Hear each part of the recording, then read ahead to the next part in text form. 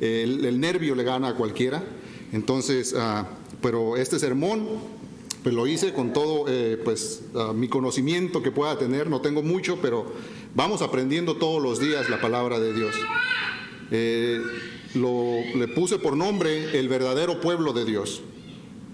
Este sermón lo hice porque me llamó la atención que algunos que se dicen cristianos no han entendido quién es el verdadero pueblo de Dios en nuestros tiempos, ahora, en este tiempo que vivimos. Ellos creen que siguen siendo el pueblo de Israel. El pueblo de Israel existe y creen que ellos siguen siendo el pueblo escogido de Dios.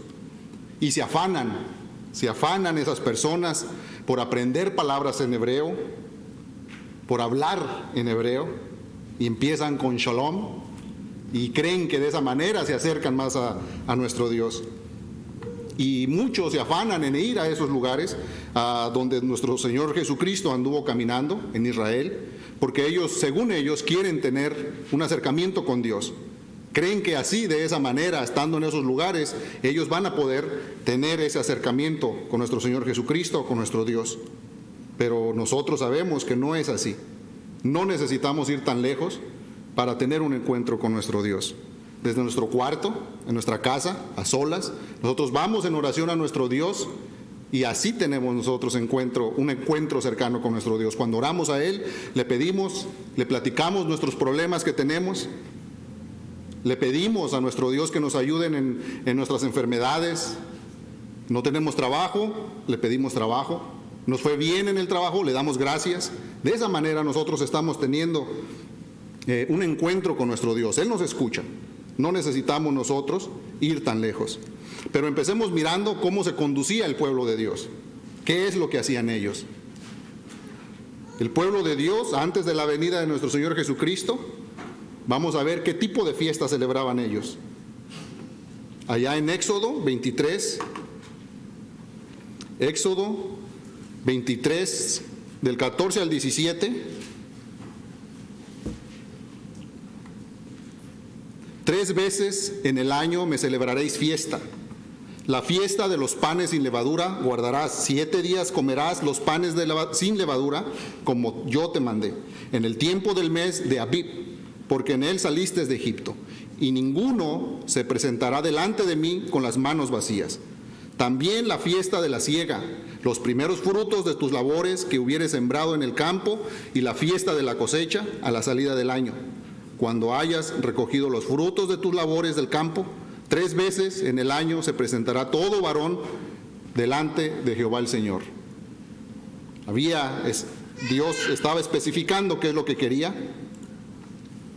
En Levíticos 23:4,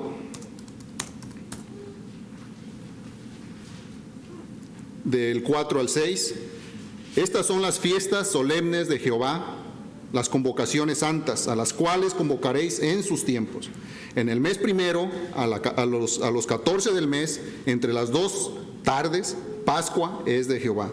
A los 15 días de este mes es la fiesta solemne de los panes sin levadura a Jehová. 7 días comeráis panes sin levadura. Dios estaba especificando exactamente las fiestas que deberían de celebrar los judíos, su pueblo. Eso es en cuanto a las fiestas que celebraban ellos. No los dejó a su criterio, a su propio criterio, que celebraran cualquier tipo de fiesta. Imagínense al pueblo de Dios celebrando fiestas con otros pueblos. Eso no era posible, no iba a pasar. Sabemos las consecuencias de cuando el pueblo se rebelaba contra Dios y no obedecían a su palabra. Ahora, también en cuanto a la ofrenda y sacrificios, ¿cómo es que lo hacían? Ahí mismo en Levíticos 2, 1 al 3, podemos ver qué tipo de ofrenda, qué tipo de sacrificios. Cuando alguna persona ofreciere oblación a Jehová, su ofrenda será flor de harina, sobre la cual echaré aceite, y pondrá sobre ella incienso, y la traerá a los sacerdotes, hijos de Aarón, y de ello tomará el sacerdote su puño lleno de flor de harina y del aceite de todo incienso y lo hará arder sobre el altar para memorial. Ofrenda encendida es de olor grato a Jehová, y lo que le resta de la ofrenda será a Aarón y sus hijos, y de sus hijos es cosa santísima de las ofrendas que se queman para Jehová. También ahí mismo en Levíticos vamos a ver los sacrificios. Ahora ya vimos las fiestas que celebraban los judíos. Ahora estamos mirando las ofrendas y sacrificios que ellos ofrecían. También ahí mismo en Levíticos 17:1. Levíticos 17:1 al 7. Habló Jehová a Moisés diciendo: habla a Aarón y a sus hijos y a todos los hijos de Israel y diles: esto es lo que ha mandado Jehová.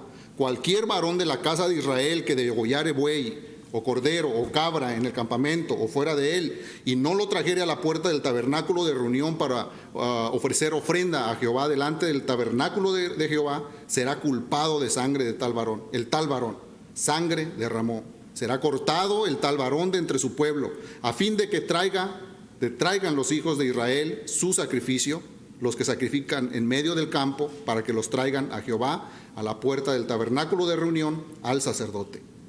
Y sacrifiquen ellos sacrificio de paz a Jehová, y el sacerdote esparcirá la sangre sobre el altar de Jehová a la puerta del tabernáculo de reunión, y quemará la grosura en olor grato a Jehová. Y nunca más sacrificarán sus sacrificios a los demonios, tras de los cuales han fornicado. Tendrán esto por estatuto perpetuo por sus edades. Dios estaba dándoles especificaciones de cómo hacer ellos la ofrenda y los sacrificios a Jehová. Ellos no se los dejó a su propio criterio. Tenían que hacer exactamente como Él se los pedía. Estas especificaciones de parte de nuestro Dios eran literales, eran estrictas y tenían que seguir al pie de la letra. Dios les daba especificaciones de cómo presentar sus ofrendas, cómo presentárselas y qué significado tenía. No es que nada más los dejaba y háganme esto, les decía el por qué tenían que hacerlo. En Éxodo 13, del 11 al 15, vamos a ver qué dice. Éxodo 13, del 11 al 15. Y cuando Jehová te haya metido en la tierra del cananeo, como te ha jurado a ti y a tus padres, y cuando te lo hubiera dado, dedicarás a Jehová todo aquel que abriere matriz, y asimismo todo primer nacido de tus animales. Los machos serán de Jehová, mas todo primogénito de asno redimirás con un cordero. Y si no lo redimieres, quebrarás su cerviz. También redimirás al primogénito de tus hijos, y cuando mañana te pregunte tu hijo diciendo: ¿qué es esto?, le dirás: Jehová nos sacó con mano fuerte de Egipto, de casa de servidumbre. Y endureciéndose Faraón para no dejarnos ir, Jehová hizo morir en la tierra de Egipto a todo primogénito, desde el primogénito humano hasta el primogénito de la bestia. Y por esta causa yo sacrifico para Jehová todo primogénito macho, y redimo al primogénito de mis hijos. Dios les está diciendo lo que tienen que hacer, y Dios les está diciendo el por qué lo tienen que hacer. Y tenían que hacerlo tal y como nuestro Dios les mandaba. Estamos mirando, ya miramos las fiestas que deberían de celebrar. Podemos ver en Éxodo todo eso, las fiestas que celebraban ellos. Ahora también estamos mirando las ofrendas. También hay más que podemos ver ahí en Éxodo. Hay más pasajes, no los vamos a leer todos. Pero sí, lo que estamos mirando es de que Dios está dando especificaciones estrictas de cómo deberían de conducirse ellos. Ellos eran el pueblo escogido. Ellos tenían que hacerlo tal y como Dios lo pedía. Ahora, en cuanto a la adoración de Dios, se les mandó adorarlo a Él solamente. No tenía que haber intermediarios. No los dejó a su propio criterio, a su propio gusto o como mejor les pareciera, sino que les mandó exactamente cómo hacerlo. En Éxodo 21, estos están un poco largos, estos pasajes, porque para que veamos la historia del mandamiento y el por qué Dios estaba pidiendo eso. Éxodo 20, del 1 al 7. Y habló Dios todas estas palabras diciendo: yo soy Jehová tu Dios, que te saqué de la tierra de Egipto, de casa de servidumbre. No tendrás dioses ajenos delante de mí, no te harás imagen ni ninguna semejanza de lo que está arriba en el cielo, ni abajo en la tierra, ni en las aguas debajo de la tierra. No te inclinarás a ellas, ni las honrarás, porque yo soy Jehová tu Dios, fuerte, celoso, que visito la maldad de los padres sobre los hijos hasta la tercera y cuarta generación de los que me aborrecen. Y hago misericordia a millares, a los que me aman y guardan mis mandamientos. No se harán dioses ajenos. No se haría ninguna imagen ni semejanza arriba en el cielo ni abajo de la tierra. No se tenían que inclinar a ninguna de ellas, ni mucho menos tenían que honrarlas. ¿Será muy difícil de entender estos mandamientos? Yo no creo. Están claros, están específicos. También les dijo que no tuvieran temor de ninguno de ellos, ni los sirvieran, ni anduvieran en pos de ellos, y se le dice del por qué. Porque Dios es celoso y se enfurece de los que no le obedecen y destruye al que no sigue sus mandamientos.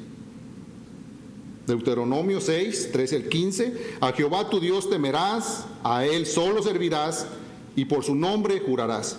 No andaréis en pos de dioses ajenos, de los dioses de los pueblos que están en vuestros contornos, porque el Dios celoso, Jehová tu Dios, en medio de ti está, para que no se infle el furor de Jehová tu Dios contra ti y te destruya de sobre la tierra. Dios está diciendo lo que no tenían que hacer, y Dios les estaba advirtiendo de lo que les iba a pasar si no obedecían. Dios les está diciendo: y para que no te destruyas sobre la tierra. Dios no es de que no es justo, no es de que no nos ha advertido de los peligros, de que si nos volvemos en contra de Él, Dios ya nos está diciendo lo que nos va a pasar. Ya si nosotros no lo obedecemos, entonces no es culpa de Dios, es culpa nuestra. Todo lo que le pasó al pueblo de Israel fue culpa de ellos mismos. Ahora miremos el castigo de nuestro Dios cuando el pueblo desobedecía y cuando renegaba de Dios y cuando no hacían las cosas como Él les había pedido. Segunda de Reyes 21 del 12 al 15. Segunda de Reyes 21 del 12 al 15. Por tanto, así ha dicho Jehová, el Dios de Israel: he aquí yo traigo tal mal sobre Jerusalén y sobre Judá, que el que le oyere le retiñarán ambos oídos, y extenderé sobre Jerusalén el cordel de Samaria y la plomada de la casa de Acab, y limpiaré Jerusalén como se limpia un plato que se friega y se vuelve boca abajo, y desampararé el resto de mi heredad, y lo entregaré en manos de sus enemigos, y será para presa y despojo de todos sus adversarios, por cuanto han hecho lo malo ante mis ojos, y me han provocado a ira desde el día que sus padres salieron de Egipto hasta hoy. Eso es lo que les está pasando ahora, lo que nos está narrando Segunda de Reyes, lo que les va a pasar al pueblo de Israel. ¿Por qué? Ahí dice el por qué. Ahí dice lo que les va a pasar. Ahí dice lo que ellos hicieron. Dios es justo, Dios es un juez justo, no es de que Él nos va a castigar por la nada. Dios les advertía antes del castigo, no es que solo los castigaba. Recordemos que nuestro Dios es el Padre de misericordia, un Padre justo, que a pesar de la desobediencia de su pueblo, Él los perdonaba. Recordemos que desde que salieron de Egipto venían renegando de Dios. No solamente una vez, sino 2, 3, venían renegando todo el tiempo. Dios los estaba sacando de servidumbre de Egipto y aún así venían renegando. Dios les prometió que los iba a llevar a un lugar, a la tierra prometida, donde fluye leche y miel, donde ya no iban a ser esclavos, iban a ser libres, pero aún así venían renegando. Vamos a ver en Éxodo 17:7. Vamos a ver, les voy a contar algunos de lo que ellos renegaban. Éxodo 17, del 1 al 7. Toda la congregación de los hijos de Israel partió del desierto de Sin por sus jornadas, conforme al mandamiento de Jehová, y acamparon en Refidim. Y no había agua para que el pueblo bebiese. Y altercó el pueblo con Moisés y dijeron: danos agua para que bebamos. Y Moisés les dijo: ¿por qué altercáis conmigo? ¿Por qué tentáis a Jehová? Así que el pueblo tuvo allí sed y murmuró contra Moisés y dijo: ¿por qué nos hiciste subir de Egipto para matarnos de sed a nosotros, a nuestros hijos y a nuestros ganados? Entonces clamó Moisés a Jehová diciendo: ¿qué haré con este pueblo? De aquí a un poco me apedrearán. Y Jehová dijo a Moisés: pase delante el pueblo. Estamos en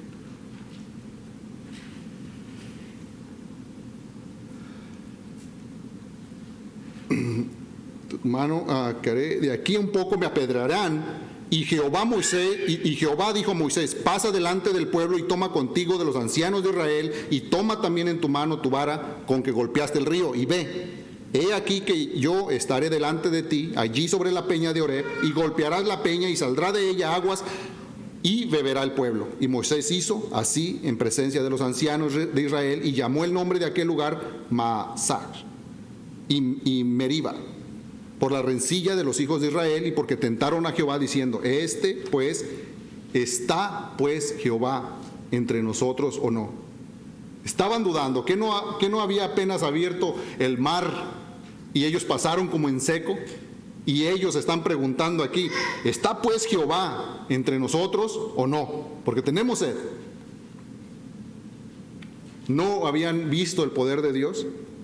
Ya lo habían visto. Habían visto el poder de Dios. Dice que ellos anduvieron 40 años por el desierto, su calzado nunca se terminó, su ropa nunca se envejeció. Ellos recibían comida del cielo y todavía se atreven a decir: ¿está Jehová entre nosotros o no? Porque tenemos sed. Números 20. Nuevamente, pareciera que es una foto de lo mismo que habían renegado antes, pero nuevamente en Números 20, del 3 al 13, y habló el pueblo contra Moisés diciendo: ojalá hubiéramos muerto cuando perecieron nuestros hermanos delante de Jehová. ¿Por qué hiciste venir a la congregación de Jehová a este desierto, para que muramos aquí nosotros y nuestras bestias? ¿Y por qué no has hecho subir de Egipto? ¿Y por qué nos has hecho subir de Egipto? ¿Para traernos a este mal lugar? No es lugar de sementera, de higueras, de viñas, ni de granadas, ni aún de agua para beber. Y se fueron Moisés y Aarón delante de la congregación a la puerta del tabernáculo de reunión, y se postraron sobre su rostro, y la gloria de Jehová apareció sobre ellos. Y habló Jehová a Moisés diciendo: toma la vara y reúne a la congregación, tú y Aarón tu hermano, y hablad a la peña a vista de ellos, y ella dará agua. Y le sacarás agua de la peña y darás de beber a la congregación.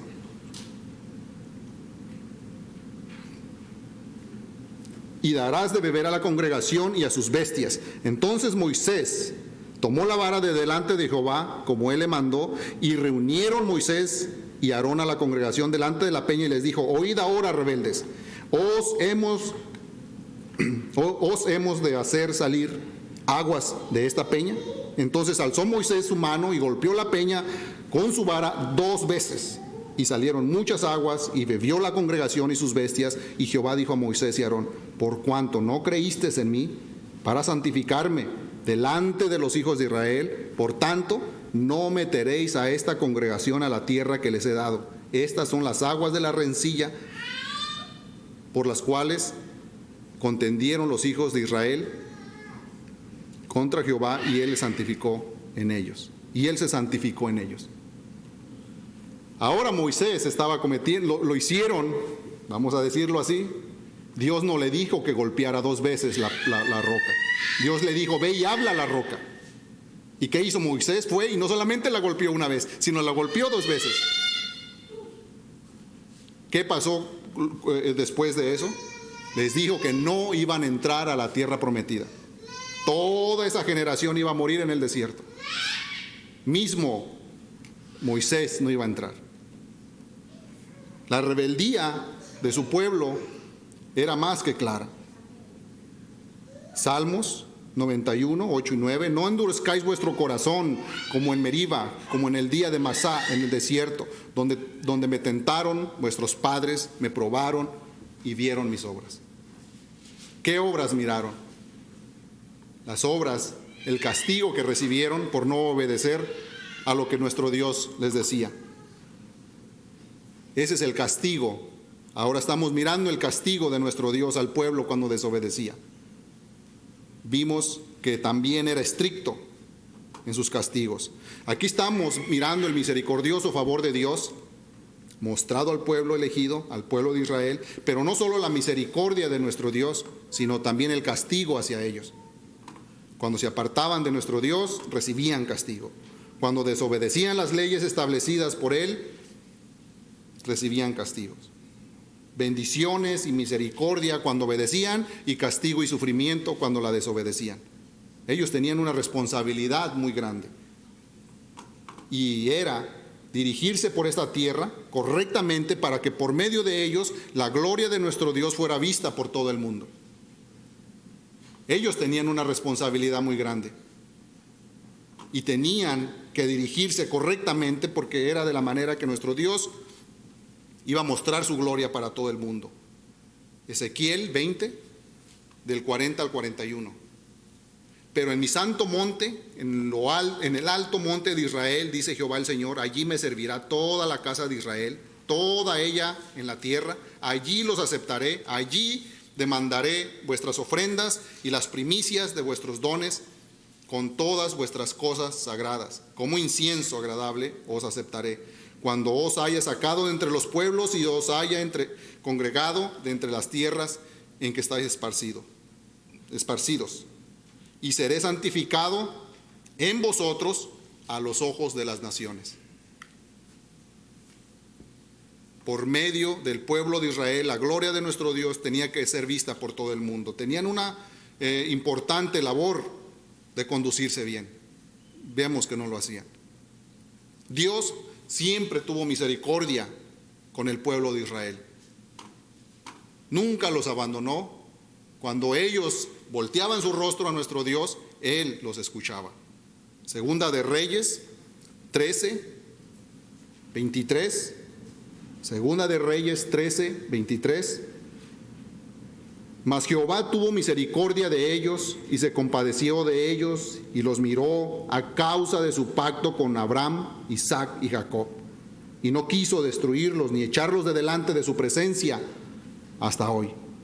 Él tuvo misericordia del pueblo de Israel.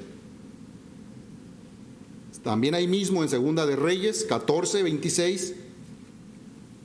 Segunda de Reyes 14, del 26 al 27. Porque Jehová miró la muy amarga aflicción de Israel, que no había siervo ni libre, ni quien diese ayuda a Israel. Y Jehová no había determinado raer el nombre de Israel de debajo del cielo, por tanto lo salvó por mano de Joram, hijo de Joás. Siempre teniendo misericordia nuestro Dios de su pueblo. A pesar de todo, de que siempre renegaban, que se volteaban contra él, siempre tenía misericordia de ellos. Éxodo 34, del 6 al 7. Éxodo 34, del 6 al 7. Y pasando Jehová por delante de él, proclamó: Jehová, Jehová, fuerte, misericordioso y piadoso, tardo para la ira y grande en misericordia y verdad, que guarda misericordia a millares, que perdona la iniquidad, la rebelión y el pecado, y que de ningún modo tendrá por inocente al malvado, que visita la iniquidad de los padres sobre los hijos y sobre los hijos de los hijos hasta la tercera y cuarta generación. Siempre nuestro Dios teniendo misericordia del pueblo de Israel y advirtiéndoles, siempre advirtiéndoles. Pero veamos cuándo es que perdonaba la rebelión y el pecado. Era cuando miraba a su pueblo arrepentido, humillado de corazón. Era solamente cuando Él volteaba su rostro hacia ellos. Recordemos de que nuestro Dios conoce el corazón de todos los seres humanos. Él nos formó. Cuando Él mira un corazón humillado, Él se vuelve su rostro contra nosotros, no importa lo que hemos hecho. El pueblo de Israel hacía unas cosas pues graves, se volteaba, ellos miraban el poder de Dios con sus propios ojos, pero volteaban su rostro, iban en pos de otros dioses, aun cuando miraban el poder de Dios con sus propios ojos. Y aún así Dios tenía misericordia de ellos. Pero decimos que nuestro Dios mira el corazón de todos nosotros. Salmos 51, 17. Salmos 51, 17. Los sacrificios de Dios son el espíritu quebrantado. Al corazón contrito y humillado no despreciarás tú, oh Dios. Al corazón contrito y humillado. Un corazón humillado, Dios voltea el rostro hacia ese corazón. Él conoce el corazón de cada uno. Nosotros podemos decir una cosa, nuestra boca dice, nuestras palabras dicen una cosa, pero nuestros hechos dicen otra. Y Él conoce todo eso. Vemos, este era el pueblo escogido por Dios. Un pueblo bendecido, pero también un pueblo rebelde. Y aún así Dios siempre tuvo misericordia de él. Nunca los abandonó mientras andaban vagando por el desierto. Y es porque por medio de él vendría el Salvador del pueblo escogido de Dios y se multiplicaría la promesa a Abraham, que de su descendencia serían como las estrellas del cielo. Génesis 22. Vamos a ver la promesa de nuestro Dios a Abraham. Todos la conocemos, esa promesa. Génesis 22, 17 y 18. De cierto te bendeciré y multiplicaré tu descendencia como las estrellas del cielo y como la arena que está a la orilla del mar. Y tu descendencia poseerá las puertas de sus enemigos. En tu simiente serán benditas todas las naciones de la tierra por cuanto obedeciste a mi voz. Pero, ¿qué pasó cuando vino nuestro Señor Jesucristo? Cuando vino a la tierra y fue muerto por su propio pueblo. ¿Será que algo falló en el plan de nuestro Dios? Dios iba a mandar un Salvador a su pueblo y su propio pueblo lo mató. ¿Fallaría el plan de nuestro Dios? No lo creo. Más bien es que el plan de nuestro Dios se activó para todas las naciones, para todas las razas, para que nosotros, que no éramos pueblo, ahora somos pueblo. Primera de Pedro 2, 9 y 10. Mas vosotros sois linaje escogido, real sacerdocio, nación santa, pueblo adquirido por Dios, para que anunciéis las virtudes de aquel que os llamó de las tinieblas a su luz admirable. Vosotros que en otro tiempo no erais pueblo, pero que ahora sois pueblo de Dios, que en otro tiempo no habías alcanzado misericordia, pero ahora habéis alcanzado misericordia. Ahora los que no éramos pueblo, recordemos que el pueblo escogido de Dios eran solamente judíos. Nosotros no somos judíos, nosotros éramos gentiles, no éramos el pueblo de Dios, pero ahora está diciendo Pedro, ahora somos pueblo. Romanos 9, 25 y 26, Romanos 9, 25 y 26. Como también en Oseas dice, llamaré pueblo mío al que no era mi pueblo, y a la no amada, amada. Y en el lugar donde se les dijo, vosotros no sois pueblo mío, allí serán llamados hijos del Dios viviente. Entonces vemos que el plan de nuestro Dios nunca falla. Más bien se perfecciona cada día más, hasta el final. Cada día el plan de Dios se va cumpliendo al pie de la letra, tal y como Él lo trazó. No ha fallado. Romanos 9, del 6 al 9. No que la palabra de Dios haya fallado, porque todos los que descienden de Israel, porque no todos los que descienden de Israel son israelitas, ni por ser descendientes de Abraham son todos hijos, sino en Isaac te será llamada descendencia, esto es, no los que son hijos según la carne son los hijos de Dios, sino que los que son hijos según la promesa son contados como descendientes. Porque la palabra de la promesa es esta: por este tiempo vendré y Sara tendrá un hijo. El plan de nuestro Dios se va cumpliendo letra por letra. En aquel tiempo podrían decir que el plan de Dios falló, porque su propio pueblo venía por su propio pueblo lo mató, y entonces falló el plan de Dios. Pero ya lo tenía establecido así nuestro Dios. Así era el plan. Entonces, ¿por qué el pueblo de Israel no alcanzó la gracia de Dios por medio de nuestro Señor Jesucristo? Porque ellos no caminaban por fe. Cuando anduvieron vagando por el desierto, ellos no andaban por fe, sino por obras de la ley. Romanos 9, 30 y 33.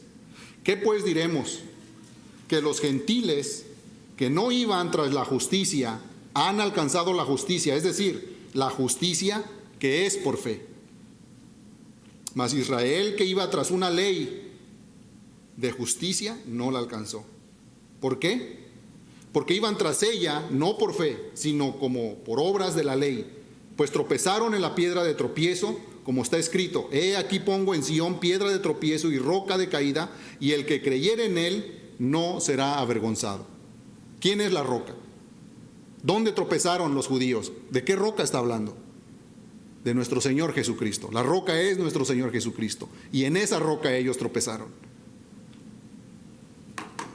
Entonces, ahora que sabemos que ya no es el pueblo de Israel, la nación de Israel, el pueblo de Dios, sino todos los que hemos creído en nuestro Señor Jesucristo y obedecido a sus mandamientos. Ahora nosotros somos el pueblo de Dios. Todos los que... Vamos a Juan 1:12. Juan 1:12. Vamos a ver qué dice acerca de nosotros. Mas a todos los que le recibieron, a los que creen en su nombre, les dio potestad de ser hechos hijos de Dios. A todos los que le recibieron, a los que creen en su nombre, les dio potestad de ser hechos hijos de Dios. Nosotros le hemos recibido. ¿Cómo es de que nosotros le hemos recibido? Todos aquellos que hemos obedecido al bautismo, nosotros le hemos recibido. Nosotros hemos dicho en nuestra confesión del bautismo, se nos preguntó o nosotros lo dijimos. Si nosotros lo dijimos, dijimos: creo que Jesucristo es el Hijo de Dios y que me salvó por mis pecados, murió por mis pecados. O alguien le preguntó a usted: ¿crees que Jesucristo es el Hijo de Dios? Y si usted dijo que sí, entonces usted es el pueblo de Dios. Usted ha sido bautizado para añadirlo al pueblo de Dios. ¿Cómo es que tenemos entonces que comportarnos ahora como pueblo de Dios? Ahora que somos pueblo de Dios, ¿cómo tenemos que comportarnos? ¿Será que somos libres de adorar a Dios como queramos? ¿Se nos está dando la libertad ahora que lo adoremos como queramos? ¿Rendirle sacrificios? Cualquier tipo de sacrificio. ¿Participar de las fiestas del mundo? ¿Somos libres de participar de las fiestas del mundo ahora? ¿Creemos que no recibiremos castigo por nuestras rebeliones y por renegar de nuestro Dios? No, yo no lo creo. No somos diferentes. Nuestro Dios ha sido el mismo hoy, ayer, hoy y mañana. Recibiremos castigo así como lo recibió el pueblo de Israel. Ya no voy a alcanzar a terminar. Ahora puse de más, la vez pasada de menos y ahora de más, pero estoy aprendiendo a controlar el tiempo. Yo creo que nos vamos a quedar ahí, nos vamos a quedar en somos libres ahora de adorar a nuestro Dios como queramos? Se nos ha dado la potestad de hacer lo que queramos, andar en las fiestas del mundo como si nada. Tenemos un ejemplo del pueblo de Israel, lo que les pasaba cuando se alejaban. Ahora nosotros disfrazamos las cosas a nuestro modo, a nuestro gusto. No, pero es que eso no es tan grave. Bueno, ya lo filtró por la palabra de Dios. La palabra de Dios lo acepta. Y si lo acepta, no hay nada de qué temer. No lo acepta. Tenemos ejemplos de los discípulos en el primer siglo. Los primeros discípulos lo hacían. No lo hacían, entonces no es correcto. Nos queremos engañar a veces a nosotros, pero sabemos que Dios no puede ser burlado. Me voy a quedar aquí. En otra ocasión voy a terminar el mensaje. Casi me quedé a la mitad. Apenas íbamos a empezar en cuanto a las fiestas que celebramos cada uno de nosotros, pero ya será para otra ocasión. Que Dios los bendiga, hermanos. Si alguno no es pueblo de Dios, quiere ser parte del pueblo de Dios, va a recibir bendición.